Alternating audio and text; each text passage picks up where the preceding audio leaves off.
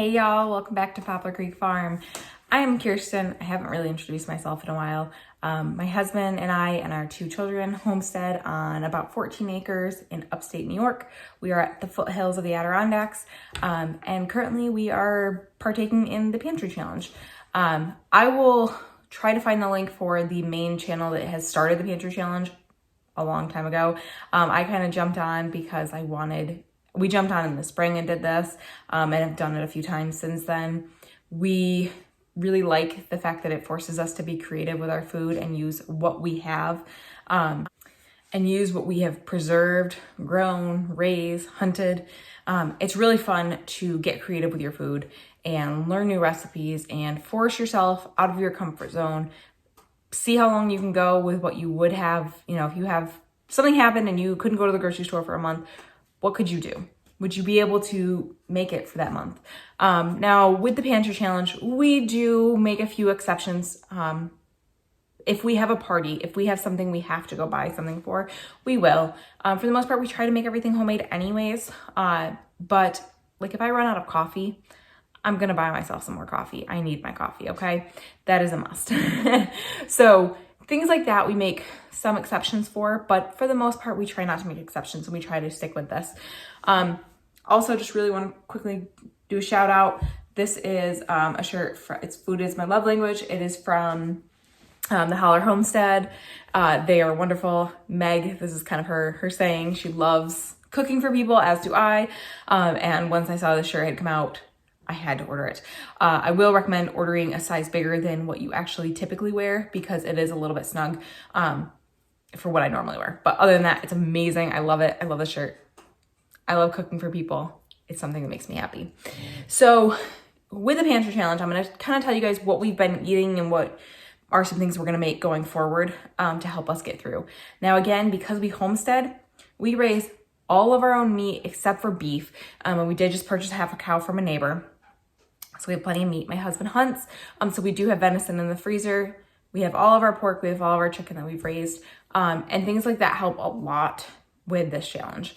I also always buy 50-pound bags of flour and have multiple on hand at all times because I bake all of our bread products. I do not buy any bread products in the store anymore. I make tortillas, I make buns, I make rolls, I make everything, bread, all of our bread.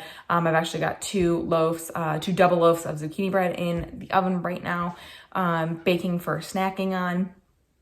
So I always have that. I always also have 25-pound bags of sugar. Typically I have multiple on hand because of what we use. You know, we bake all the time. And I also sometimes need it for my bees. So, and we have honey, we don't have a ton of honey right now. I did sell a lot this year. And now that we are not doing this homesteading farming as a business, we are just doing it for ourselves. We will be able to have a lot more going forward in the next few years to be able to bake with and replace some of our sugar usage. So for breakfast, what do we eat?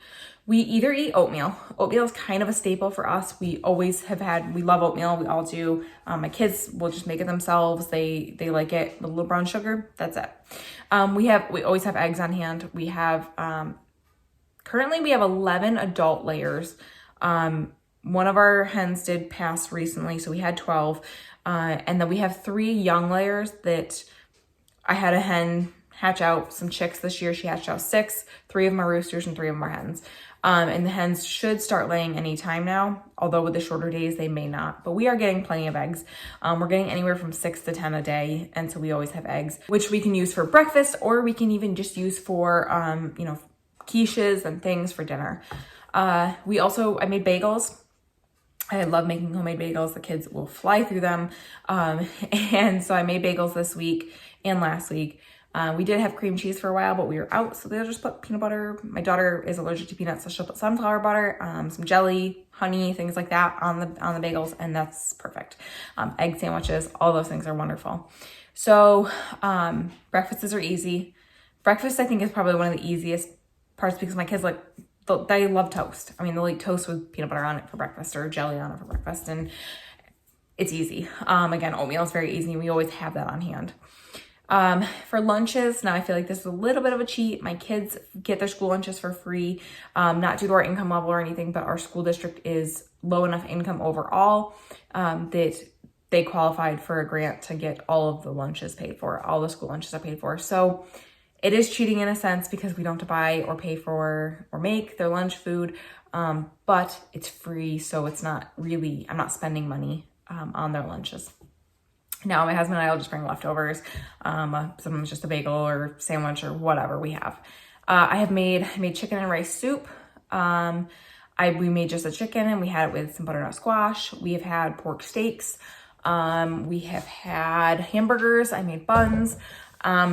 We made chili and cornbread. Now that was from a box mix. I haven't made cornbread homemade ever, and I really want to try, but I don't have the ingredients right now. And I had a big box of Krusty's honey cornbread mix. It is so good.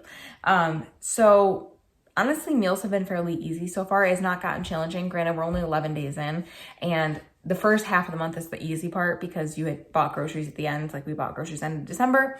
And so that's kind of carrying us through a little bit. But going forward, I have plenty of beans, canned and frozen, that we can just use as side dishes in meals. We, again, have all of our meat.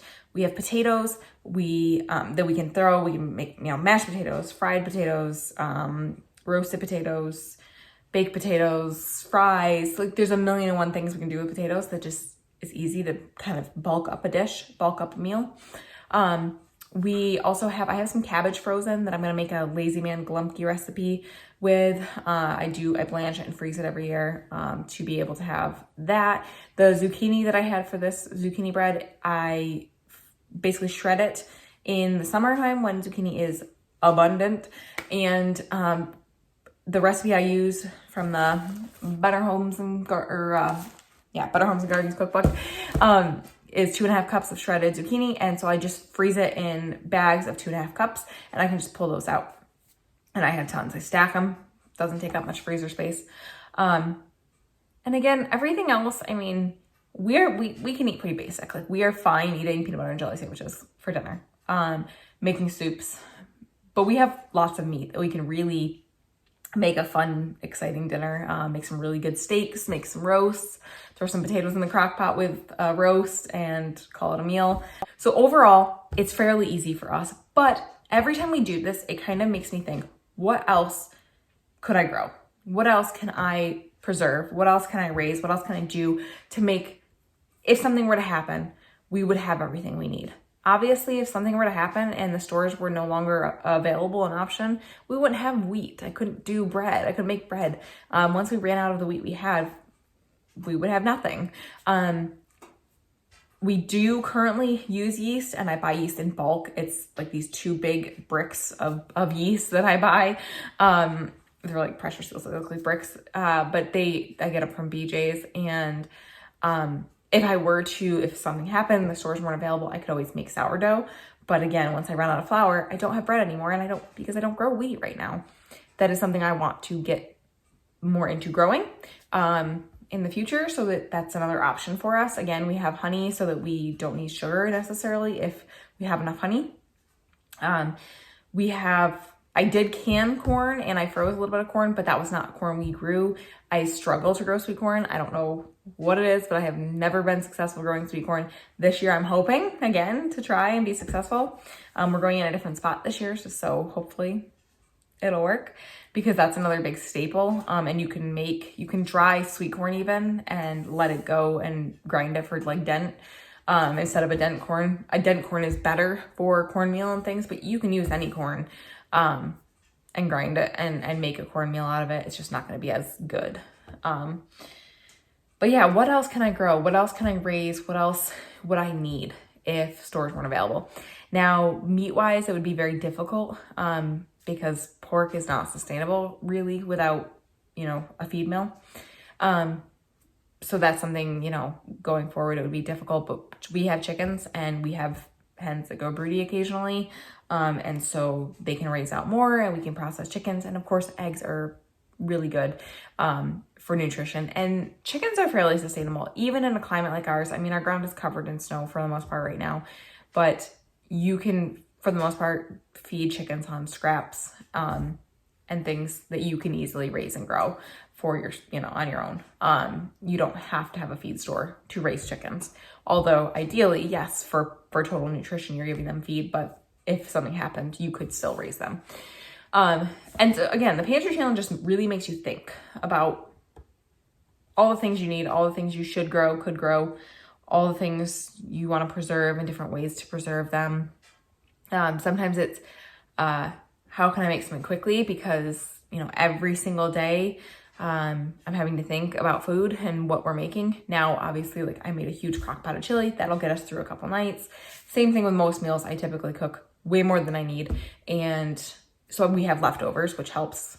So I'm not having to think about it all the time. But making some convenience foods easy for you is nice. I have some canned beef now. I finally have taken the leap and canned some meat. My husband doesn't love it because it's very soft. My kids and I don't mind it though. He ate it. It wasn't like he wouldn't eat it. He's not that picky, believe me. But that's an quick and easy thing. I can throw in some seasonings and make some tortillas really quick and make some quesadillas with the beef, the canned beef. It's things that just make cooking from scratch easier.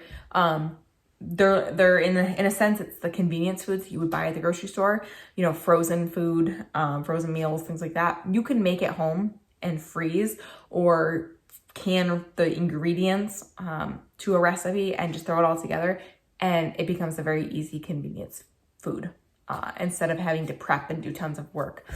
But I enjoy prepping. I enjoy cooking. It makes me very happy. Again, food is my love language. Love cooking for people. So this challenge is just right up my alley, and I enjoy it.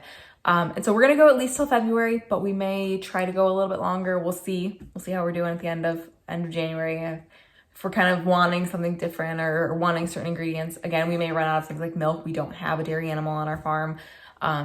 So those are things that we may have to buy going forward. But if we can buy less of those things, that's the ideal situation. So I hope you guys are joining along with the challenge, or give yourself a week where you don't buy groceries, a week off from buying groceries. Say you typically go shopping on a Monday, don't go shopping that next Monday, then go for the following Monday. So go 2 weeks with the groceries that you've purchased, and try not to bulk buy stuff necessarily, because then if you're spending what you're spending, what we would spend in 2 weeks in 1 week to make up for that, it's not really gonna help.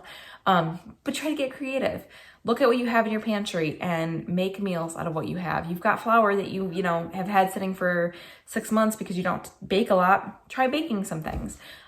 Try looking up recipes. Cookbooks are wonderful. Flip through them, see what ingredients you have. A lot of the time you have these ingredients on hand and you just don't realize it and just don't think about it. So give it a try and see how long you can go. If you don't homestead, it definitely does make it a little more difficult, but it's not impossible by any means. So let me know what recipes you guys are cooking. Let me know if you guys are joining on the Pantry Challenge. So I will leave a link below for this shirt. Again, I love it. Food is my love language. It just speaks to me. So thank you guys so much for hanging out with me today. Remember, we're growing today for a better tomorrow. Please like and subscribe and join me on the next one.